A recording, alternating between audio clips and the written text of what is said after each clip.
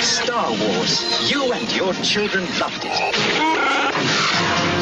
Now, the Earthlings at Kenner have asked my associate and me to present the Star Wars collection. Truly remarkable toys and games for your children. What are you so excited about now? My goodness, the Star Wars TIE Fighter and X-Wing fighter. Now your children can relive our great space battles or collect our wonderful Star Wars companions with Kenner's Star Wars action figures. R2, it's a little you. Kenner's new radio-controlled R2-D2 anyone can command. Ah, the Star Wars land speeder that moves like it's floating. And here's Kenner's Death Star space station, 4 floors of action. A trash compactor, too. Listen, R2, that's the Star Wars electronic laser battle, a game of speed, reflex, and reaction. These and other toys and games in Kenner's Star Wars collection are sold separately. Batteries are not included. May the Force be with you and your children.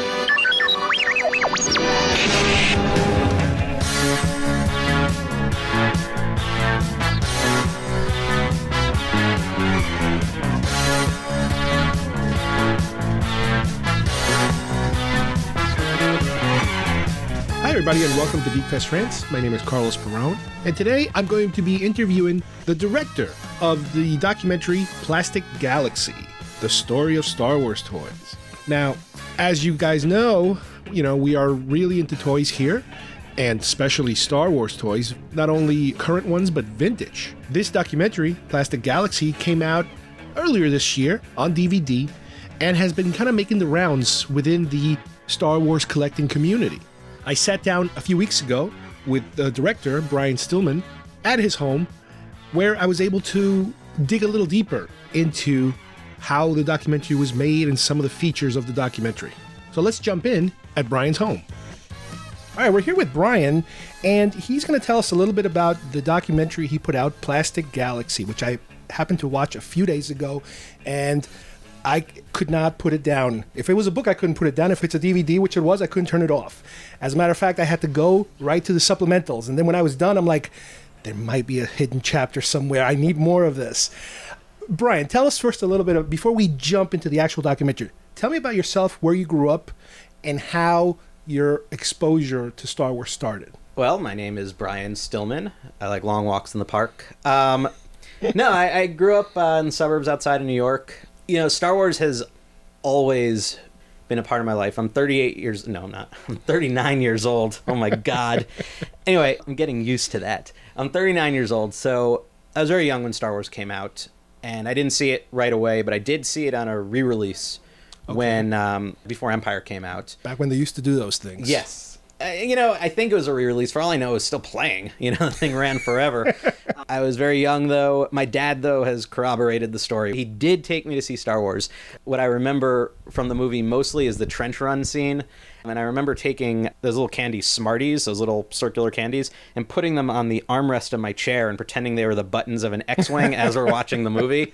I guess at like 4 years old or however old I was at the time, that's where my head was at. But I loved it, And it sort of stuck with me until then. My friends and I played Star Wars. We'd run around with colored knitting needles, and those were our lightsabers. Ooh. I know, it's sort of astonishing we didn't kill each other. Back when toys were fun and sharp. With corks at the tips, maybe? Yeah, no. Are you kidding? You don't put a cork on a lightsaber. Look, if you run the guy through, you run the guy through. That's why you have more than one friend. It's part of the course. And I had the action figures and all this stuff. And so it was just always there. I remember going to see Empire. I remember walking out, and my mom was like, what's going to happen with Han and Leia? And I'm like, tell me about Luke's bionic hand. Like, to my 5 or 6 year old self, I was like, he's going to be like the bionic man with that hand. And then the hand, of course, doesn't play any role in Jedi. I was like, what a jip. Not much. You see it get hurt, and that's it. Yeah, But yeah, so Star Wars has always been it for me. Even as I moved on to other things, I never lost sight of the movie. As I moved on to other toys, getting older, as I got out of toys, and eventually, before I got back into them again, I had the movies on videotape, and then I had them on, I didn't buy them on DVD until I could get the original versions on DVD. You never went through a Laserdisc phase? I didn't have a Laserdisc player. My friend had one, but he didn't have Star Wars. He was a punk. So yeah, it's always just a big part of my life. Now, when you were young, I'm sure you didn't understand all the behind-the-scenes events taking place with the toy company in terms of not having the toys ready and scrambling and this and that. But did you feel at the time that you were getting good merchandise as it was coming? I was, because... For a young person. Yeah, I mean, I think you got to remember, because I was just a little bit too young, by the time I found Star Wars, they had everything up and running. So we're talking like 78, 79, 80. Okay. Star Wars was going strong. The machine was functioning already. So it wasn't like I saw Star Wars in May of 77 and I went to the store and I was like, what's this crappy board game? Like, give me a gun, give me a lightsaber. Picketing the store. Where's the toys? Yeah, like they were all there, you know. You know, I had the inflatable lightsaber, so I probably started getting Star Wars toys around 78. I mean, my parents probably felt 3 years old, 4 years old. It's fine to get him a toy lightsaber. I never realized that they actually, you know, I saw it on your video, that they actually made an inflatable. I only remember the humming one from Empire. Yep. But, like, that inflatable thing, I mean, it had no weight to it. Like, kids really... I guess they could beat the crap out of each other, and that was good. Don't hate on the inflatable lightsaber. I love the inflatable lightsaber. You must respect the lightsaber. You must, because no matter what, it is a lightsaber, dude. And when you're a kid, it's like, I don't care. Well, we were using knitting needles, so the inflatable thing was a step up. It lit up, it's and you weren't going to kill anyone. Or a fluorescent tube, and then you got real problems. Anything. You know, and we can get into this later, but, you know, for me, looking back on it, I like the toys for all sorts of reasons beyond the reasons I like them as a kid. Today, I like them for all sorts of different reasons. But even back then, and even today, it's just cool. It's cool for all sorts of weird reasons, but it's cool. So you just watch yourself, man. I love that toy. Did you appreciate the toys when you were young in terms of keeping them in good shape, or did you beat them pretty well? God, no. Even the action figures and the ships and everything. Every toy was, they had very short shelf lives in my hands.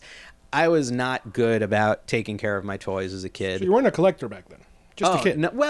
No, you know, I was not a collector, but I was very much into the collect them all mentality. Okay. And I would check off the ones I had, and I would, so I did a lot of... Did you use the back of the card like on the Oh, TV? yeah, of course. That was the ultimate checklist. I mean, it was right there. So I had a kind of acquisition-based mentality at the time. It wasn't just whatever toy landed in front of me, whatever. But there was certainly no sense of curation involved, and there was no sense of preservation. You know, and once a toy broke, it would be Frankenstein. I remember I had an older stepbrother who taught me how to use a lighter to melt the arm of one toy onto the body of another toy. Like, you know, no glue. Glue would be too easy. We're going to fuse this thing on. And so once I learned how to do that, I was like, oh, it's over. Here we go.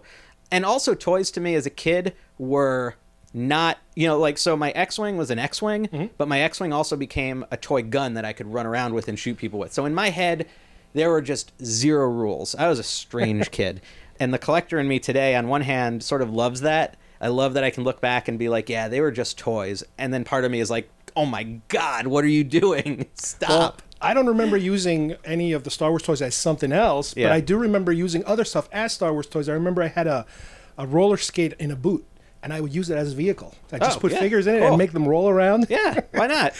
It's a rolling boot. I mean, it could happen, right? It's the right scale. Who cares? Whatever. You use what you can get. You know, it was so...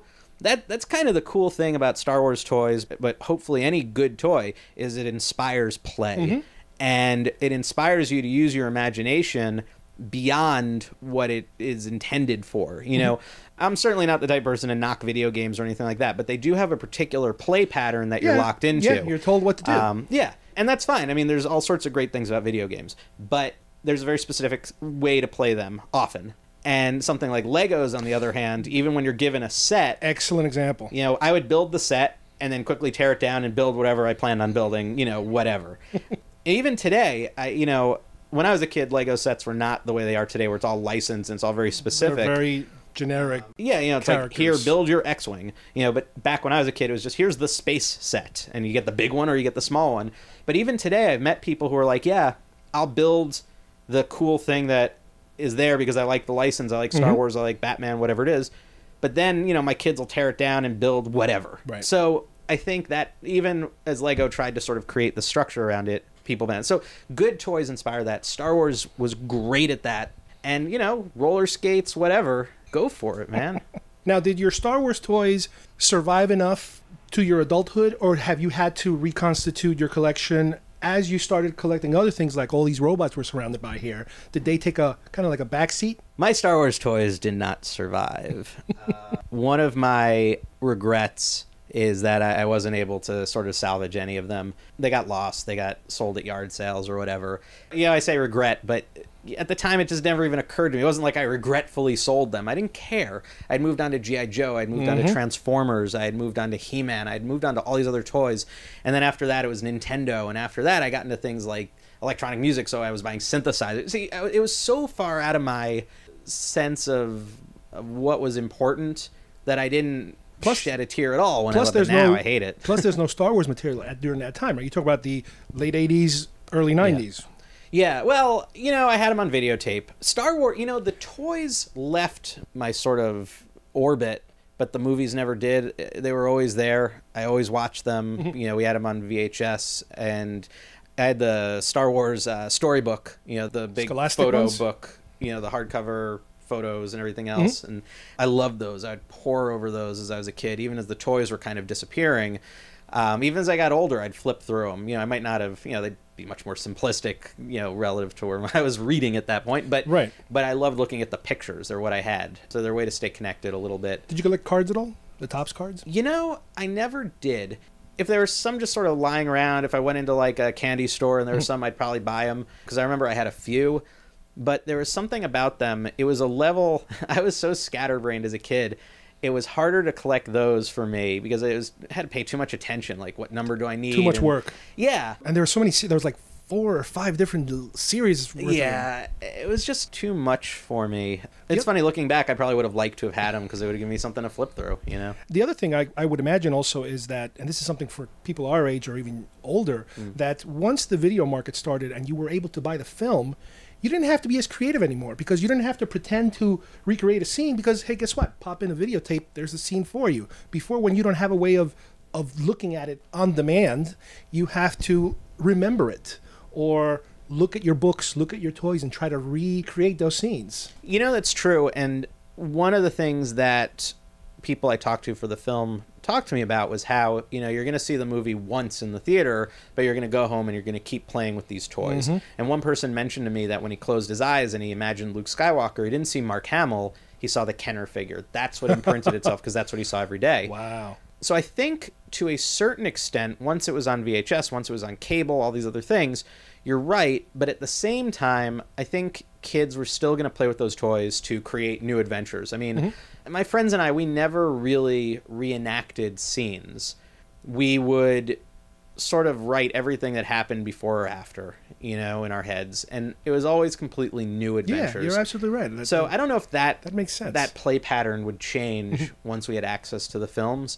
But I do think people's dynamic in terms of the toys probably did change a little bit. I do think there's probably some truth to that. Now, let me ask you, fast forwarding a little bit into the DVD, the documentary, at what point did Star Wars start creeping back into your life and leading you to the idea of creating a documentary about the toys? So, yeah, I had gotten out of Star Wars toys in the 80s and moved on, like I said. I moved on to G.I. Joe, I moved on to He-Man, all these other toys. And then eventually I got out of toys completely.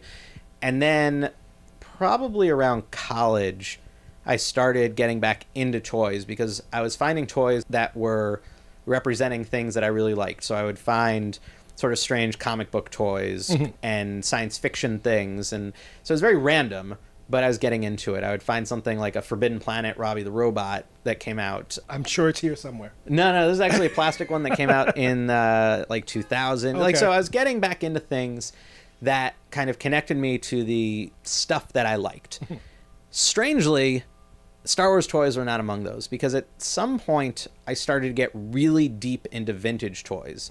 I don't mean vintage like vintage Star Wars figures. I mean robots and ray guns from the 30s, 40s, and 50s. All the metal stuff. Tin, but also plastic, but there were all the Buck Rogers and Flash Gordon. I was really into that stuff. And it is hard to find, and it is expensive, and it took all my resources. I didn't have a lot of money. I was in college, or I was actually just out of college when I started to discover this stuff.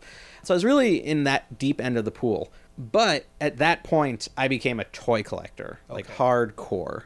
Then about maybe 6 years ago, something like that, I was in a store, and I had started to feel this sort of my eye drifting towards Star Wars toys and stuff. But I was like, you know what? I don't collect stuff that's much too late. You know, it's that 70s. It's not what I'm into. Oh, were you looking at vintage or new? Vintage. Okay. You know, the new stuff interested me in the sense that I was like, wow, there's Star Wars toys again. That's amazing. The same way I felt when the Timothy Zahn books came out. I was like, whoa, there's Star Wars again, period. And then the special editions came out and then everything else. So I was swept up in that, but I had no push to buy any of it. The figures didn't look the way I remembered them looking. Especially the bulked up He-Man looking there was guy. that. You know, and a lot of characters suddenly had names. It's like he's no longer just like Walrus Man, you know, which something about that I loved. So First I was and like, last names. it became difficult for me to kind of connect to it, but I was still impressed it was out there. But no. These were vintage toys that I started to see in these stores. I started to think about them, and I was actively rejecting them because that's not what I collect. I have a limited amount of money. I got to keep it focused on the things that I want to go after. And then about 6 years ago, I was in a store called Love Saves the Day. Love Saves the Day was this cool vintage kind of everything store on 2nd Avenue, and they sold everything from vintage toys from the 60s, 70s, and 80s, 90s, to vintage clothing, to to music, to magazines, just all sorts of crazy stuff. And they had this amazing display of Star Wars figures.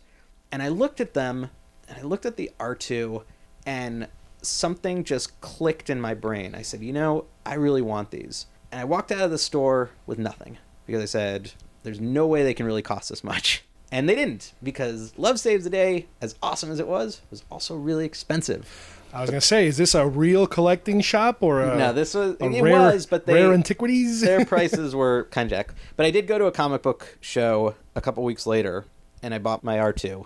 And from there, it kind of grew. That's sort of the long answer to that question. But that's what got me back into it. It was this sort of itch that I finally decided to scratch. And the reason I decided to make the movie was that I'm the type of collector who really likes to learn as much about what he collects as possible. So when I got into the robots and ray guns, I did a ton of research, and I found every book I could find, every magazine article. I talked to collectors. I went onto the boards, all these other things. I was the same way with Star Wars. Had you considered at the time doing something about the guns and robots, a book or a movie or something? Well, I was maintaining a blog. So it was a good archival way of keeping your data. Yeah, I mean, I was doing stuff, and there were some plans and whatever, but not a movie or anything like that. But with the Star Wars toys, I figured someone had to have made this film. It'd been 30-something years at that point, and, you know, the technology wasn't too expensive anymore to make movies. Like, someone had to have done it. And I looked, and I looked, and I looked, and of course no one had. And I said, well, okay, I want to learn all this stuff. The best way to learn it, I guess, is to talk to the people who know it. I'm a journalist. I'm a filmmaker. I do this type of stuff. I have to buy these films. It's research. Yeah, a little story about that. So I just decided to do it myself. You know, I'd already become friends with some of the kind of more involved collectors in the hobby. I lucked out there, and they were able to connect me with people who were even deeper in the hobby, people like Gus Lopez and Steve Sansweet and all those guys. And from there, it just rolled forward. You talk about museum quality people in terms of their collections and their knowledge. Yeah, you know, I was really lucky. The first person I met in the hobby was a guy named John Alvarez, who is an expert on bootleg Star Wars toys and prototypes and stuff like that.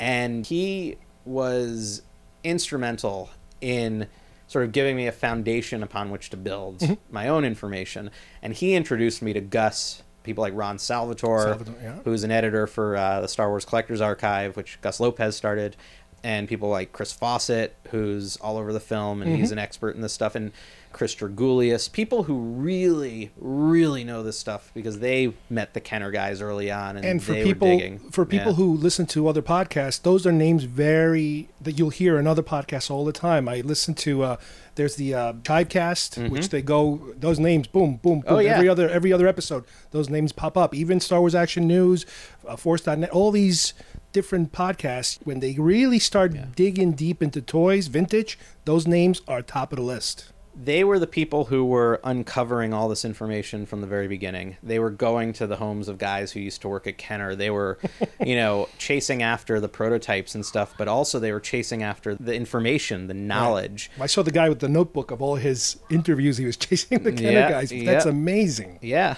and they're the ones who figured it all out. You know, they know more than the Kenner guys because they've corroborated all the stories. They've cross-referenced all the stories. They know, well, this guy says X, but these 8 other guys say Y, so we're pretty sure the guy who said X is not correct. Or we've pieced together all the blanks. Right. So it allowed me to make the movie. I mean, it made my life so much easier that there are these guys who had sort of spent 20 years digging for it. Right, Yeah. and it's cool because, or else, you would have to get like a degree in like forensic anthropology or something to be able to piece these little bits of information together. Now, tell me a little bit about the actual production. How long did it take you to do it? Did it come out the way you wanted it to come out? How many like different trips did you end up taking all over the place? It took about 3 years to make the movie. I thought it would take... Wow. I naively thought I would do it in about a year and a half. And that just went out the window. Partly it was because opportunities just kept coming up. We interviewed a lot of people. We traveled to a lot of places. And then partly it's like, how do you piece together this giant story in a way that will make sense when you watch it? Are you saying you could have wrapped it up at a certain point but said, wait a minute, oh my God, this person just became available. I got to add him to the story? Absolutely. You can wrap it up at any point, but the question is, what's more important, an arbitrary deadline or giving people more information and more accurate information? There are a lot of people who would send me messages like, why isn't it done yet? I'm like, well, because I want to give you a better movie. That's why. I could pull the trigger on this right now, but you're not going to get as good a film. You're not going to get as much information. You're not going to see as much cool stuff. So, hold your horses. It'll be good. So it took about 3 years. We interviewed roughly 25 people. I forget the actual number, but somewhere in that world. Obviously, not everybody made it into the film. Sorry, guys. I've already talked to them all and bought them all beers about this. I felt bad. The sequel. Yeah. There is no sequel planned. This thing nearly killed me the first time. But we traveled to just dozens of places. I mean, we were in Seattle and all the surrounding areas. We were in Cincinnati. We were in Cleveland. We were in all the other parts of Ohio. We were in different parts of New York. Now, this was a Kickstarter project originally? No, originally it was an out-of-pocket project. Okay. And I spent a lot of money doing all this traveling. I could imagine. It was both me and a partner on it. A guy I brought in to help me out named Carl Tate, who did a lot of the artwork in the film, and then he was also a senior producer on it, and then all-around general assistant. So it was pricey, and that's when I decided, to make this thing really go a little further, let's try the Kickstarter campaign. So we did a Kickstarter campaign. It went really well, much better than I thought it would. We gave away a bunch of shirts. We gave away copies of the DVD once it was finished, and that allowed us to keep going, and then eventually went back to out-of-pocket, but it was fine. At that point, it was home stretch. And yeah, it was a lot of traveling around. Got to see some amazing collections. And the whole thing was just a big con to get into like Gus Lopez's house and Steve Sansweet's place and to see all these amazing free things. Tour. Yeah, it's like, well, I guess I might as well make a movie now since I've gotten in, You mentioned before the idea of buying all these toys for research. I think the coolest story to come out of all this is tax season these last couple of years. I'm working on this thing, and as a freelancer and as a filmmaker and as a journalist, I can write off all sorts of things like my camera equipment and materials and things like that. And I kind of jokingly asked my accountant, listen, it's a movie about these toys, and I'm putting these toys that I own in the film. Can I write those off? And she went, of course. And the look on my wife's face, she suddenly realized the floodgates were down and just all bets were off. And good news, bad news. Oh yeah, I was like, well, here we go. What don't I have that I want? Because it's all tax deductible. Get the shopping cart. Yeah, not all of it. I didn't write off everything, so IRS, don't come after me. But that was a good day. It's like, what do I want to make a movie about next? Porsches. Yeah, why not? Rocket ships. Now, how have you been able to distribute the film? How have you been able to showcase it around? Yeah, I made the decision early on that I wanted to put it out on DVD. It didn't seem like the type of movie that would play in theaters to a general audience. I mean, yeah, there are going to be people who are kind of casual about Star Wars toys who might be interested, but I realized that mostly this was a fan-based film, or at least people who are into design or nostalgia or things like that. So I decided, let's put it out on DVD so people can just get it and take it home and watch it with the pause button, like on all the good stuff. So from the very beginning, that was the plan. So yeah, initially we sold it ourselves through our website while we were getting the Amazon stuff set up. I have never made so many trips to the post office as I did for those couple months. That was a hellish experience that I never want to do again. And then we decided to move it to Amazon and just sort of let them deal with it. Have you done any conventions or anything like that? Yeah, we've done a number of conventions. I've been to JediCon in West Virginia. I've been to ICE out in Seattle, which is a big collector's exhibition that came together. And then we have a number of things coming up. We were at a thing called Intervention in August, at the end of August, down in D.C. In September, at the end, we're going to be out at a horror convention called Days of the Dead out in Los Angeles. Wow. They assure me that people are into Star Wars at the horror convention, so I'll take their word for it. And then we just found out that we'll be at Comic-Con, New York Comic-Con in October. I'll see you there then. That's the thing that's given me the happy dance for the last week or so. There's a place that will sell, that's for sure. Well, it's more about just, awesome, I'm at Comic-Con. People buy it, they buy it. If they don't, they don't. Well, let me ask you a couple of questions that are what I would consider to be the inside baseball questions. And go ahead. If, a lot of these questions are questions that a lot of the collectors have always been searching for, and odds are they'll never get the right answer for it because it's like a holy grail item. It's never gonna happen. But we like to theorize sometimes about what things, where they come from, that sort of thing. Well, the first thing I wanted to ask you is, from the people that you interviewed, and people display things differently. Right. Some people have stuff behind glass. Some people have it open. Is there any general, I don't want to say rule, but trend in terms of certain type of collectors prefer it this way or that way, or it's just a mishmash of everything? No, one of the coolest things about visiting all these different collections is, because after a while you start to see a lot of the same toys, or you might see toys that are outside of your particular focus that are cool, but you're not as interested in them as you might be as interested as in some other toys. Right.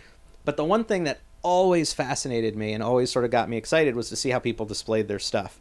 I can't say there are any trends between putting it behind doors, like glass doors, or keeping them open, but it was more about just the sort of creativity in working with the space that they had versus the amount of toys they had versus the sort of resources at their disposal and the kind of creativity. So I saw people modifying IKEA stuff in ways that I would have never guessed to make Billy cases double deep. They'd stack two in front of each other with no back to the front one. So suddenly you have a double deep Billy cases. That's a great idea. Yeah. I'd never seen that before. Someone else took Detolf cases, those old glass cases that they made, and they put two of them next to each other, and they'd leave out the side of the case between the two cases. So suddenly you had a double wide Detolf. I saw someone who, one thing, I used to have Detolf cases, and what really bugged me is the bottom shelf was pretty much on the floor. And I was like, well, that's a terrible way to display stuff.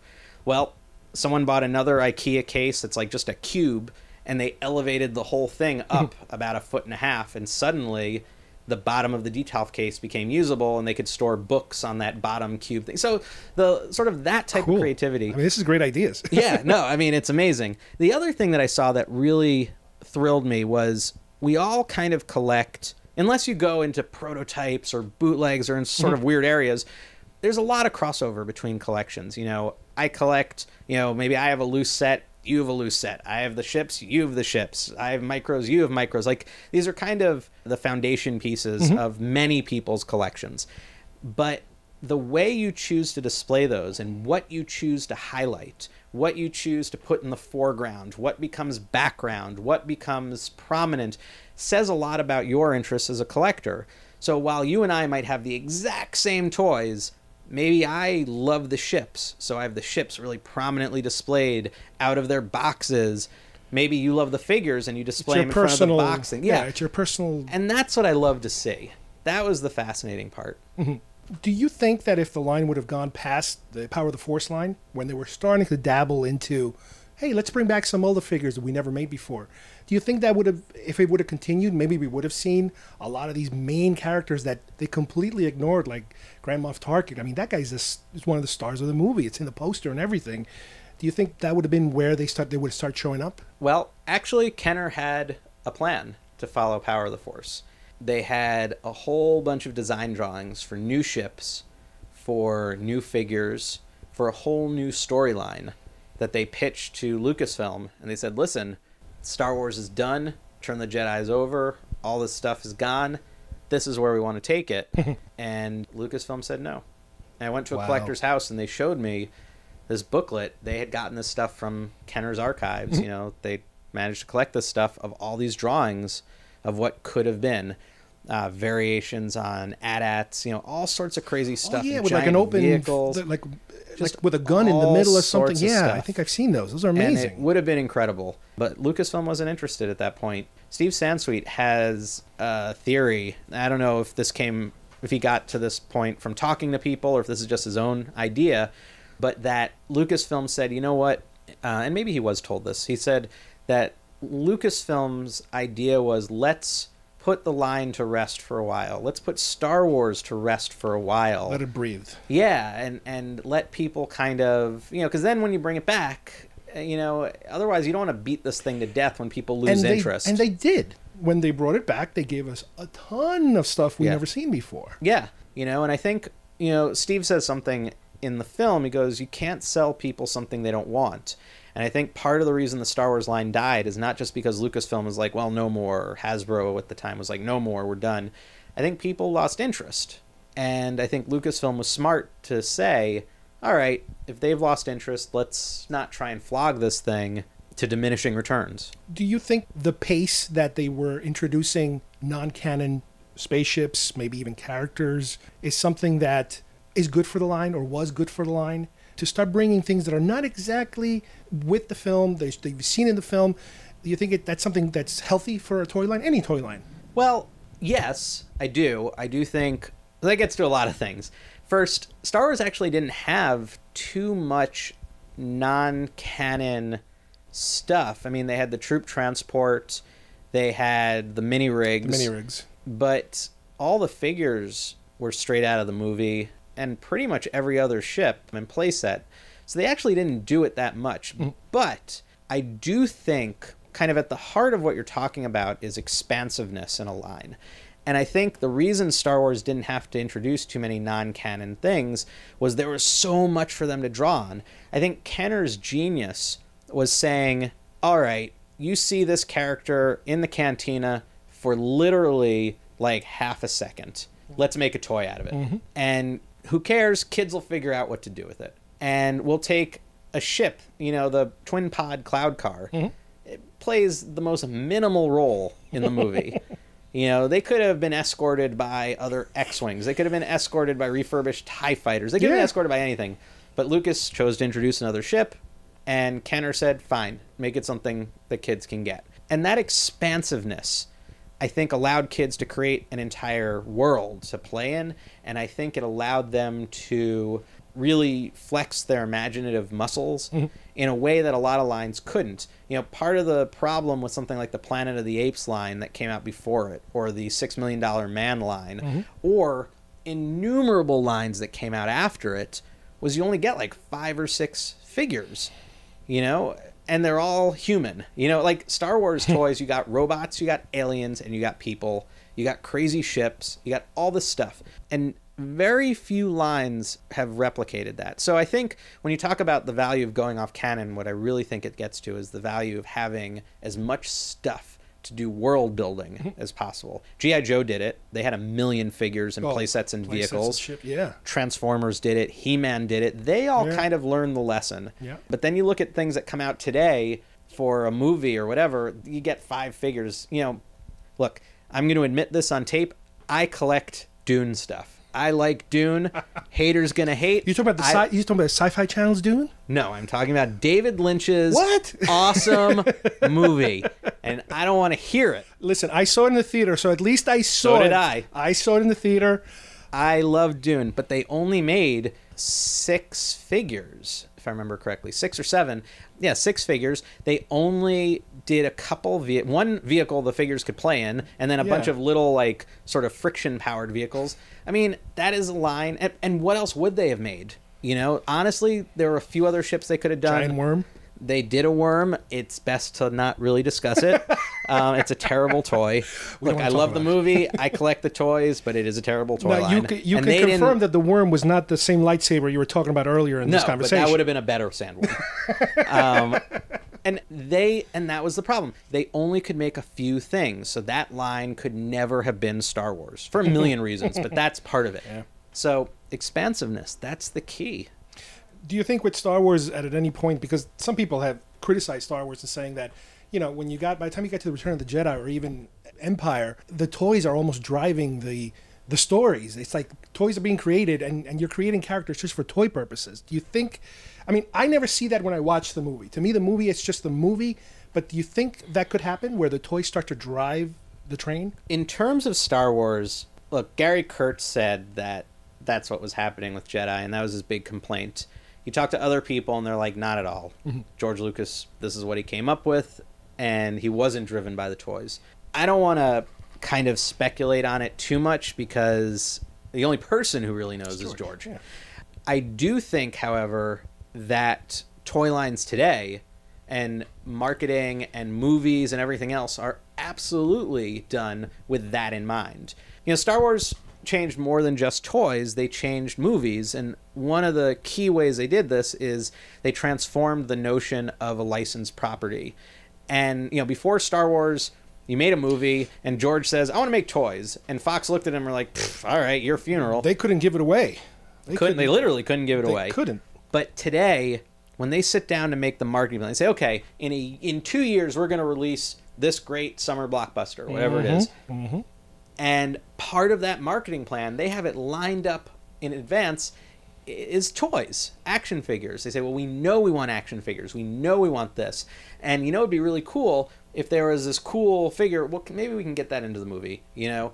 I don't know how much that happens, because if I were the director and writer, I'd probably lose my mind.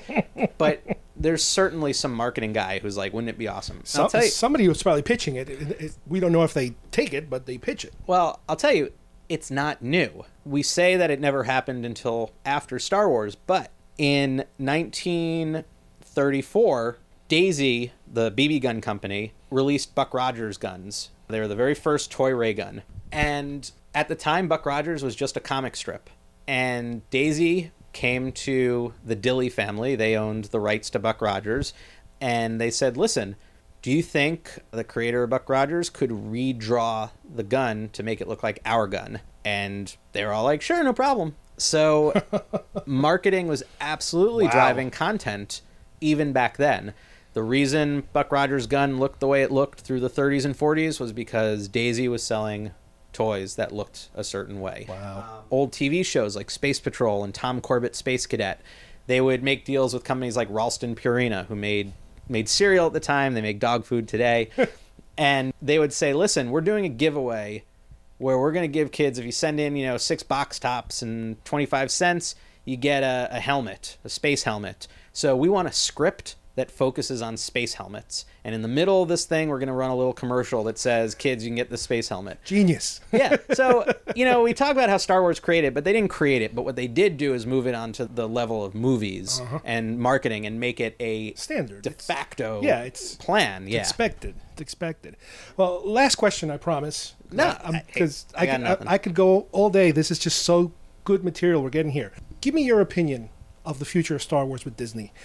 Not so much the movies, but toys. Where are we going with that? I mean, presumably we're going to see a ton of toys. I don't see why we wouldn't. I think we're probably going to see a lot of Disney characters sporting lightsabers and stuff. Well, that's the thing. I don't know. Do you think Disney is capable of separating this is Star Wars and this is Mickey holding a lightsaber? Sure, you're going to see both. I mean, Disney owns Marvel.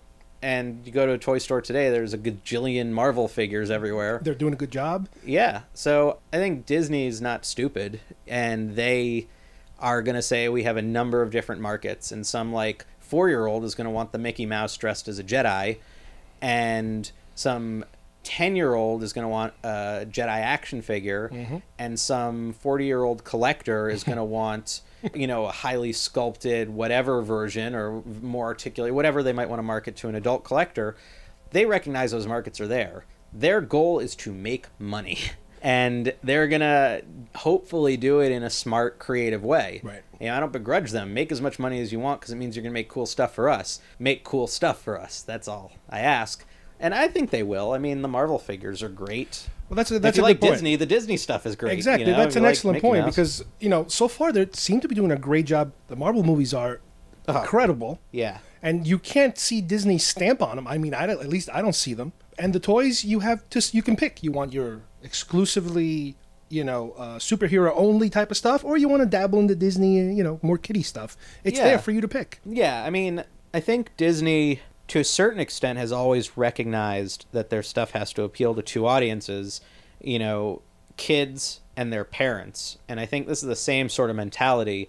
We've got to put stuff out that will appeal to multiple sort of demographics. It's difficult. It's very difficult. Also between the collector and the child. Yeah. They always try to thread the needle on that one, and it's rough. They either go too much one way or sometimes they go too much the other way.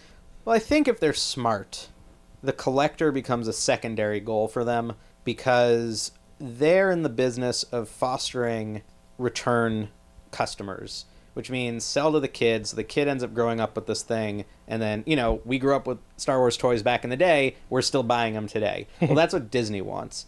We're going to die in like 40 years, 50 years, whereas some kid, they'll have another 40 or 50 years past that. So Disney, if they're disposable smart, income. they want to go for that kid, get him now, and get 80 or 90 years worth of, like, you know, some dude who's going to buy Star Wars stuff. Don't worry about us. So not to end on a down note. No, you know, whatever. But I do think from what we've seen, Hasbro certainly still sees a market in collectors with the Black Series and stuff like that. I mean, that's, you know, the Black Series is actually a perfect example of a toy that appeals to a kid demographic and a collector demographic because it is totally playable. You know, it has a lot of toyetic quality to it, and you can beat them up and you can throw them across the room, you can put them in your roller skate and roll them along, you do whatever you want to do with them, but they also look good on a shelf, and they come with cool accessories, and they're mostly decent sculpts. And I think, you know, Hasbro, they know what they're doing. They're a toy company who's been in it for a long time. So They seem to want to give the collector a higher quality item with their 6-inch line. yeah. And let the kids play with the $5, $10. I mean, the $10 ones, you don't know if they're going to stick around with the multiple articulation ones. Right. Now they're reintroducing the 5 points, which, okay, I guess $5 for a kid is better than $10 for a kid. They can buy more. You absolutely have to have it on a level where a parent is going to be comfortable buying these toys for Christmas or for a birthday or for Hanukkah or for whatever, and knowing that in a year they're going to get destroyed, so they'll buy them again. Whereas no parent, very few parents, are going to shell out $100 for something when they're like, you're just going to break it. You know what I mean? Like, that's, you know, I think every parent from the beginning of time has said, you're just going to break it, so I'm not going to get it for you.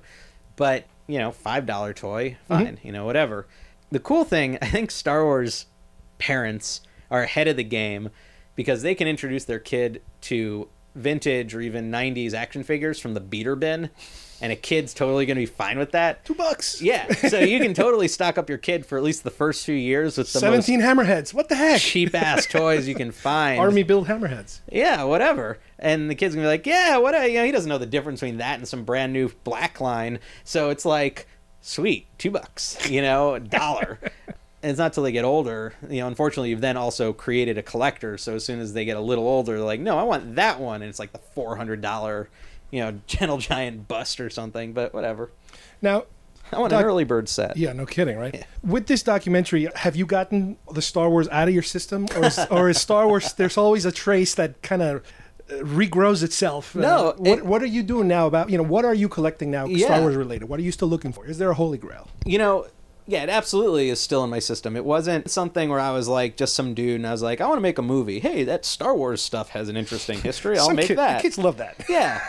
You know, it wasn't that at all. I came into it as a collector to learn more about it and to try and sort of contribute to the hobby as best I could, give something to someone else, you know, information and everything else.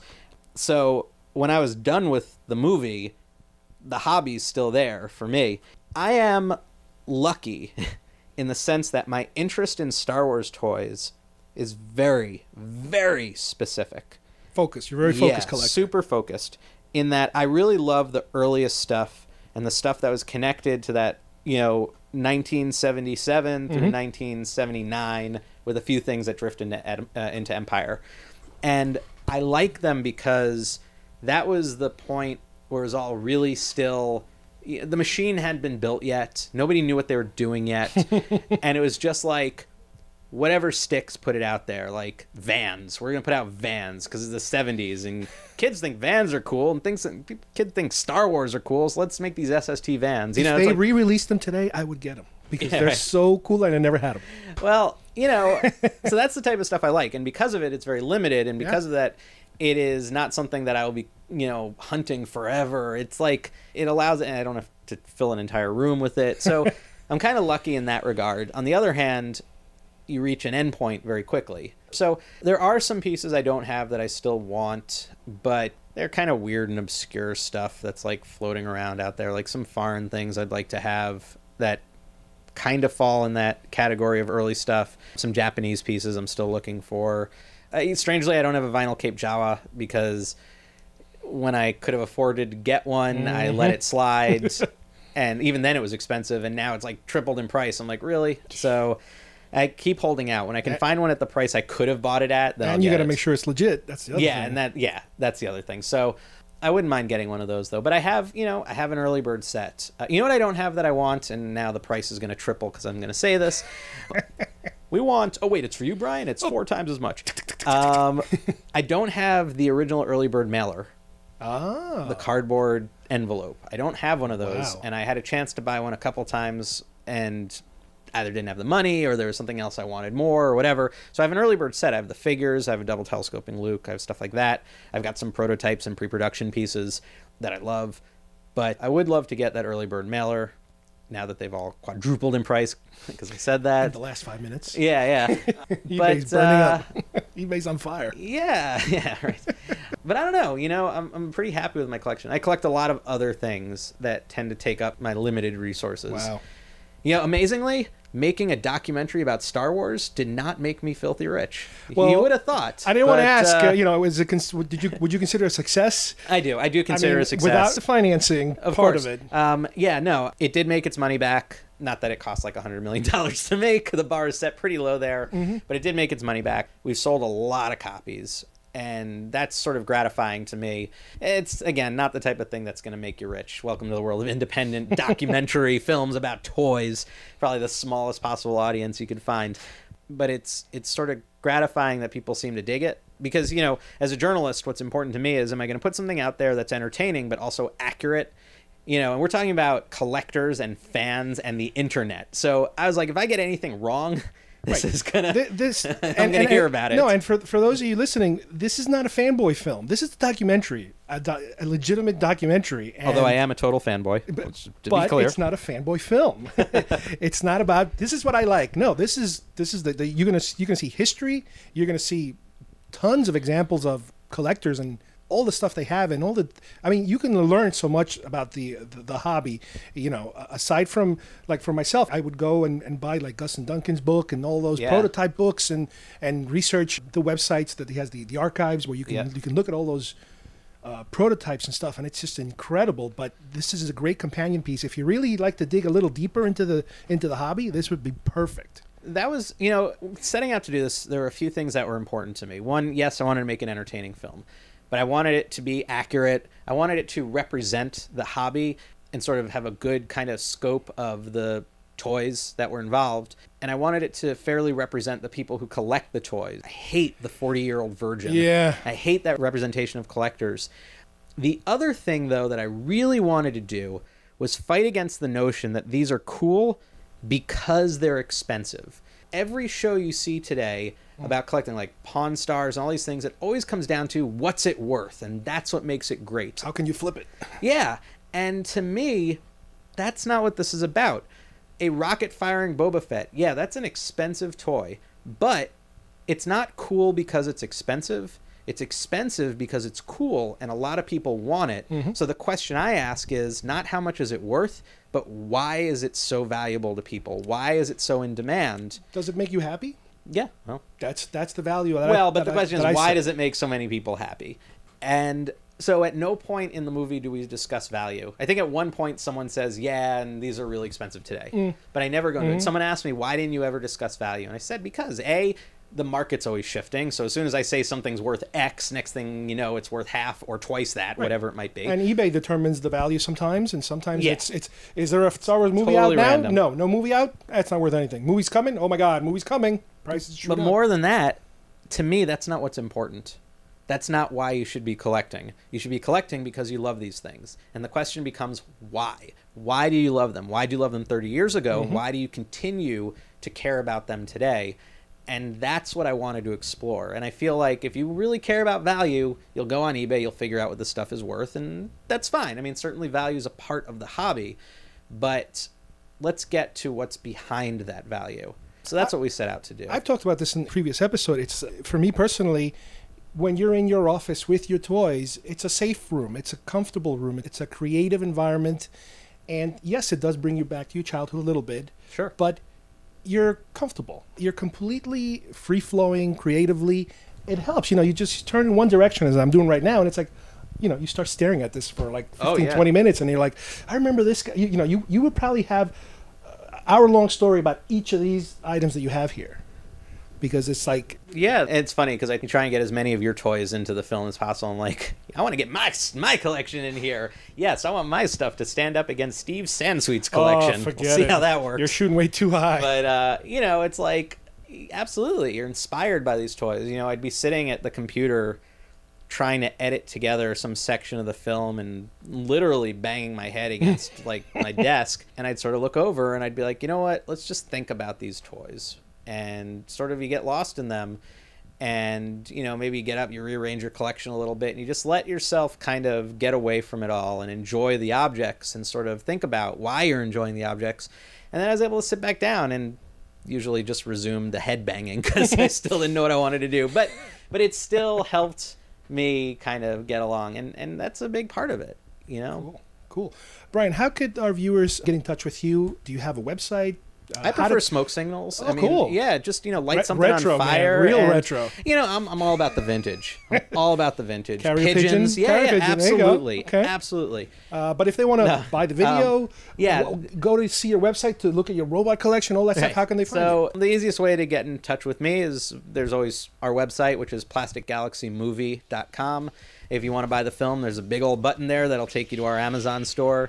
We are on Amazon. We also, of course, have a Facebook page because everybody has to have a Facebook page, and it's just Facebook/Plastic Galaxy. I am the world's worst tweeter, but we are on Twitter, and it's just at @plastic_galaxy. I'm trying to get better about it, though. I need to hire like a 12-year-old to be like my online guru. Intern. Yeah, intern. You're an right. intern. That's what you do. Sure, kid. You'll get experience and all the toys you can play with. I'll sign your college papers. No problem. Yeah, right. But yeah, that's, the expected online presence. Cool. Well, it's been a pleasure. Thank you very much. Thank you for having me. Thank you. And if any new projects come up, let us know, and we will love to cover them. Thank you. I appreciate that. Well, I'd like to thank once again Brian Stillman for letting us come into his home and share the stories of the making of Plastic Galaxy. And I would like to thank you guys for listening, and we will see you here next time at GeekFest Rants. Bye-bye, everybody. Star Wars lightsaber from Kenner. Inflation required, batteries not included. You can pretend you have powers when you switch on Kenner's Star Wars lightsaber. Ready to feel the Force? Yeah! Switch on your Star Wars lightsabers, close your eyes and go! I got it! Me too! Zap! You passed the test! The Force is with you! The Star Wars lightsaber, new from Kenner. Balloons not included.